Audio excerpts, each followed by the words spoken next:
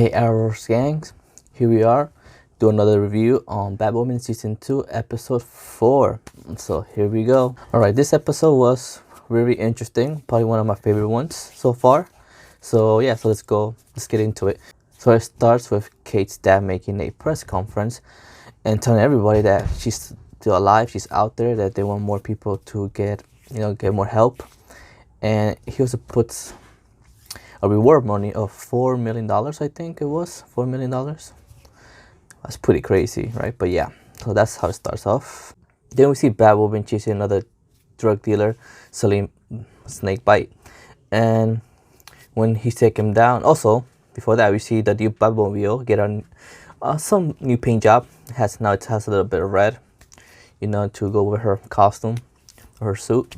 But yeah, but then when once he gets some information from this drug dealer, an alarm starts ringing up from the building, and we find out it's a little kid who did that to get some attention, because his big brother has been missing for months, and he has help for Batwoman, and Batwoman says, okay, I'll take this case and find your brother. So Sophie is surprised that Alice is in her apartment, thinking she's gonna kill her or something, but that's not the reason. The reason she's there is because she wants her help to find this person named Ocean. So it's one of the deals she made with Sophia about if she finds Ocean and kills Ocean, she will get Kate back. Supposedly, who knows if Sophia really has Kate or not, but we have to wait and see. So the big villain of this episode is some lady called the Candy Lady, who picks up, I guess, orphan kids on the streets and takes them to her place. So Ryan has a flashback when she was a little kid, and it shows that she was kidnapped by the Candy Lady, and she's thinking that the Candy Lady took Kevin, the kid she's looking for. Luke goes to Sophie's apartment, and he is surprised that Alice is there. And he's even surprised that they're working together. But yeah, so Luke is there to help too, and finds a place where he thinks Ocean could be. But Luke and Sophie doesn't share that information to Alice because she can't be trusted. And then we get a more flashback when Ryan was with the Kenny lady kidnapped, and there were some people at her door looking for a missing person, and she's thinking that could be her. But nope, it was not her. They were looking for Beth, aka Alice, because she was missing at the same time Ryan was missing. But people, like she said in the episode, when a white girl is missing, they go out and find. But when it's a black girl, they don't do much. Mary tells her that the girl they were looking for was Beth, Alice, and then they go Kate's old place above the bar, and Kate still has those boxes and information where people went to search for Beth when she was missing, and they both think that the address of that Kenny lady is in those books.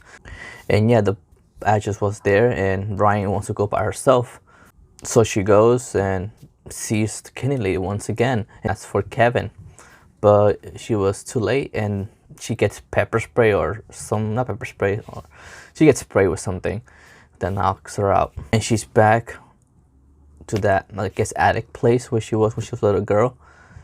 But she gets away, obviously, and starts beating the crap out of the Candy lady, which she deserves. And she's asking where Kevin is, but she's saying that she's already too late, that she's with somebody else. And then we find out he's with some gang. Then we see that Kevin is actually with a gang. It's trying to some gang that wears like animal masks. Is trying to earn his own mask by doing some legal things. So, and we find out that that gang wants to, I guess, kidnap or torture Kate's dad. But Batwoman is there to the rescue, of course. She takes out everybody with a boomerang. This time she aims. I guess she's been practicing. Yeah, she kicks everybody's ass, saves Kate's dad, and And then Kevin comes out with a gun. You know, Kate starts talking to him like, "Son, put the gun down." And he's reaching for his gun, but Ryan's like, "No, no, let me handle this."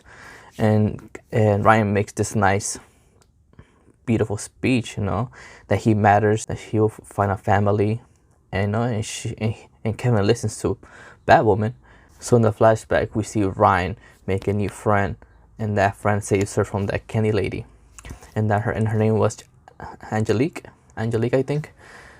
And we also noticed that Lee was the girl that Sophie was fighting in that apartment. But I don't know, at first we thought she was a dealer or something to do with the snake bite. But then I think she was there just to trash the place, I think. And then I'm thinking maybe she's like an anti-hero too. Maybe trying to save these kids from the drug too. Angelique and Ryan meet up towards the end. And then I'm thinking maybe Angelique could be like her Robin. And then we see like a weird flashback of Alice when she was in the island, in Sapphire's Island, who she met Ocean, which was a guy. And it seemed in that flashback that she had like a crush on him. And she doesn't know what that was. I'm guessing I guess Sapphire like erased her memories when she was in the island or something like that. But yeah, that was an interesting thing to know. The other interesting thing was that Sophie might know who Angelique is, because when they were fighting, she was like, "Do I know you?" But maybe they did, maybe they didn't. But that would be an interesting story if they did. Maybe there would be a flashback of how they met or something. But yeah, Ryan, when she was a little girl, she was reading these comic books of superheroes, and now she's a superhero. And what the Kenny lady told her, like, you think in those comic books, those heroes saved her kind of people, meaning black people. Also, she was kind of racist. She was like a Karen. And now she's a superhero. She's Batwoman, saving all kind of people. Doesn't matter about race, which was kind of an awesome part of this episode. I think season 2 storyline starting off good. I think it's kind of better than the first season, in my opinion. Yeah, something that I guess we're all curious is why isn't Ryan telling Mary about that kryptonite wound she has? Why she's keep that a secret? You know, like why? Maybe we'll find out next episode or the other ones coming soon. But yeah, it's kind of interesting why she's not telling Mary or anybody else about that. I give this episode a 9 out of 10. You know what? I give it a 10 out of 10. It was that good for me. There weren't any parts I was like, I didn't like.